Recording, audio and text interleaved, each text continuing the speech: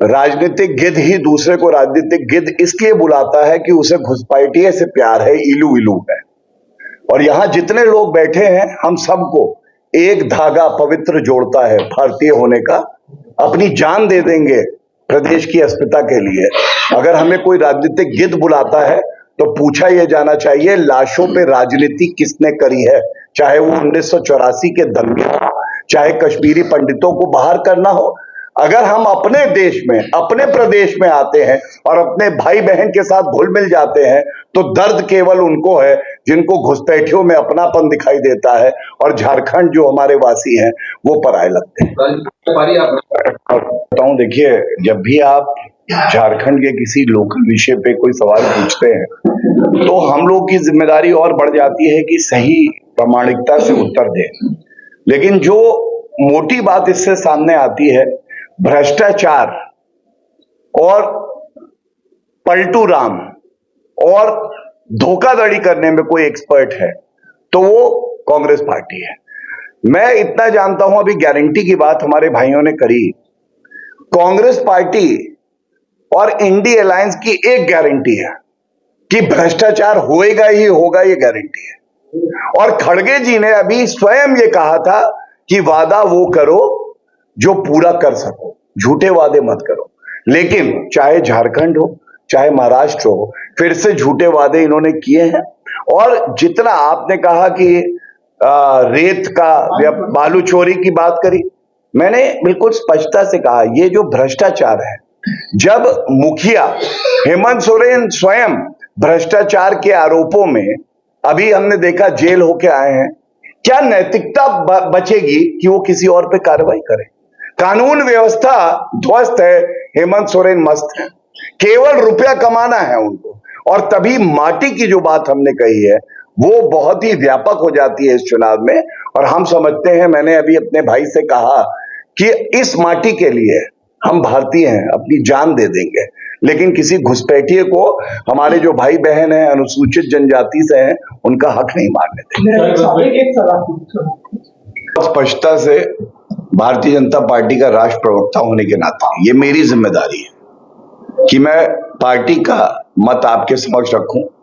हमारी पार्टी में आज आदरणीय श्री नरेंद्र मोदी जी जो बात कह रहे हैं वो पार्टी का मत है। और सबसे बड़ी बात है, भारत के ही नहीं पूरे विश्व के सबसे सम्मानित नेता वो हैं। अगर कोई नेत्री अपने विचार प्रकट करती है तो वो उसका अपना व्यक्तिगत मत हो सकता है, लेकिन मैं इस मंच से पूरी स्पष्टता से कहता हूं, एक रहेंगे तो सेफ रहेंगे, ये हमारा मूल मंत्र है। बटोगे तो कटोगे, ये हमारा मूल मंत्र है। और इस पे हमें सोचने की आवश्यकता नहीं है।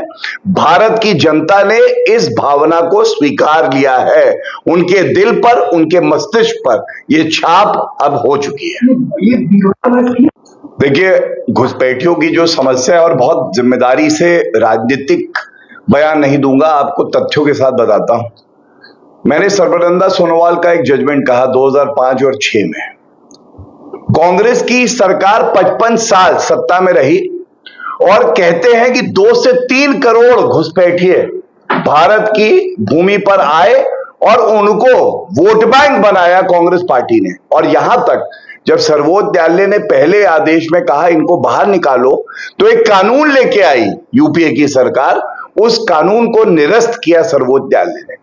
अब बदला क्या है मैं आपको बता दूं। घुसपैठिए हमारी मजबूत सरकार में अंदर नहीं आ सकते हैं, बॉर्डर फेंसिंग हो रही है।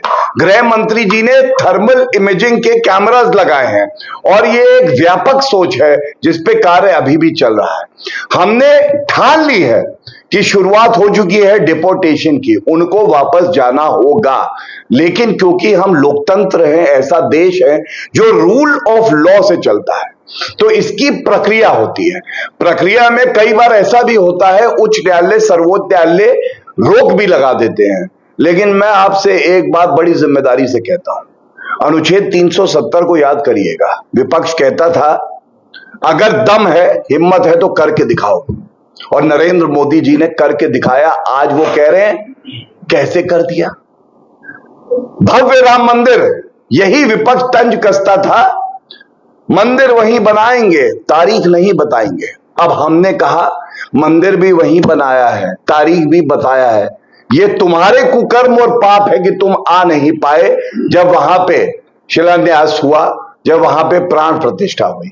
और इसी तरह से इस मंच से कह के जाता हूं और फिर से कहता हूं, चुनाव हैं, लेकिन हमारी भारत माता से और झारखंड की अस्मिता से ऊपर कोई मुद्दा नहीं है। एक एक घुसपैठिए को, जैसे अमित शाह जी ने कहा है, चुन चुन के, घुस घुस के, निकाल निकाल के बाहर फेंकेंगे। और अगर जमीन कब्जाई है हमारे किसी आदिवासी भाई बहन की, तो वो उसको वापस मिलेगी, ये हमारा प्रण है। अच्छा, एक सवाल स्पष्टता की कमी रही हो, मैं दोहरा देता हूं, आप लोग भाई बंधु हैं, आपको ये नहीं लगना चाहिए आए थे स्पष्टता से नहीं बोल के गए। मैंने आपको आंकड़ा दिया, 2005 और 6 के 2 जजमेंट सर्बानंद सोनोवाल के बताए, और क्या है उसमें 55 साल जो पार्टी सत्ता में रही, 2 से 3 करोड़ घुसपैठिए अंदर आए। और मैंने तुलनात्मक आपको बताया, हमारे समय में अंदर नहीं आए, लेकिन अगर अंदर आए हैं उनको वापस भेजना, किसी का कुकर्म है उसको बदल के घुसपैठियों को वापस भेजना हमारी जिम्मेदारी है। और आज भारत की जनता ये मानती है कि अगर किसी पार्टी और लीडर के पास रीढ़ की हड्डी है, अगर किसी के पास वो मनोबल है कि वो कार्रवाई सख्त कर सकता है, तो वो भारतीय जनता पार्टी है और हमारे आदरणीय नेता श्री नरेंद्र मोदी जी और श्री अमित शाह जी हैं।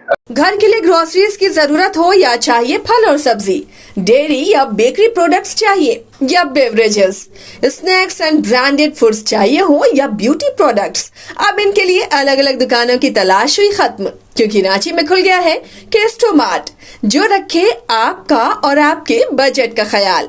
हर सामान पर 5% की छूट, होम डिलीवरी की सुविधा भी। आज ही पधारें केस्टोमार्ट, one stop solution for every customer's requirements. Call 9153989339. 5 राज्य, 61 शहर, 150 प्रोजेक्ट और एक वास्तु विहार। नई सोच, नया घर, बनाए रखिए अपना प्यार, सेवा में है वास्तु विहार।